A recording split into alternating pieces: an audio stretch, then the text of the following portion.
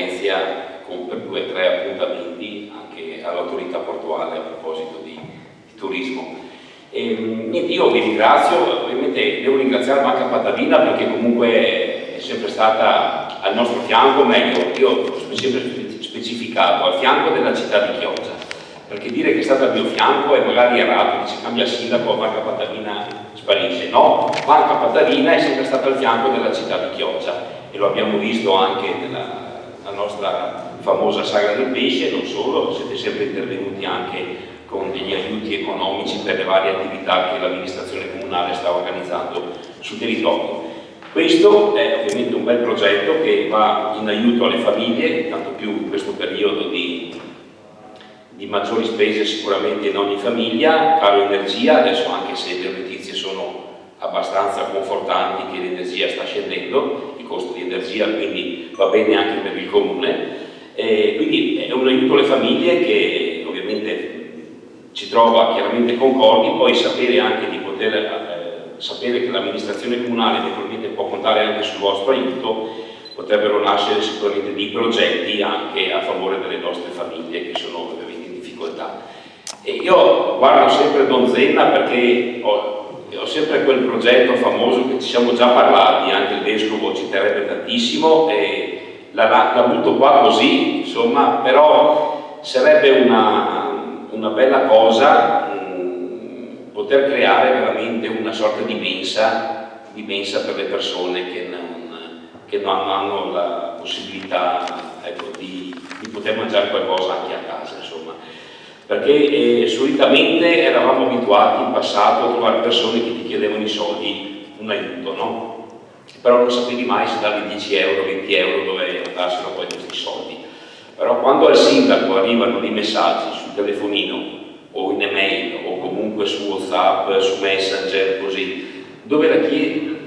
delle persone ti chiedono non soldi, ma ti chiedono se vai a fare la spesa mi puoi prendere qualcosa, ecco, vuol dire che allora c'è qualcosa che non va. Allora pensare che queste famiglie hanno anche dei figli minori che vanno a scuola e tutto, allora ti rendi conto che non è sempre rose e fiori, no? Tutto bello, e vedi che con dignità ti chiedono anche queste cose qua. Allora è un tema molto importante quello, insomma. So che anche il vescovo ci tiene tantissimo anche ad aiutare le persone e si dovrà veramente creare un tavolo di lavoro, un tavolo, non dico neanche un tavolo tecnico perché poi è brutto usare il termine tecnico, qui c'è bisogno di aiutare la gente che è in difficoltà, specialmente in questo periodo. Quindi noi come amministrazione ci stiamo già adoperando molto con i servizi sociali, il prossimo anno dovremo assumere anche 2 assistenti sociali in più proprio per dare risposte ai cittadini, perché non c'è solo la sicurezza, la sanità, tutto importante per carità, però il sociale è importantissimo perché aiutando le persone in difficoltà si riescono anche a disinnescare delle problematiche che ci sono all'interno delle famiglie, quindi che poi sfociano in separazioni, in litigi, e sappiamo benissimo insomma come vanno queste cose. Quindi abbiamo il dovere come amministrazione comunale di monitorare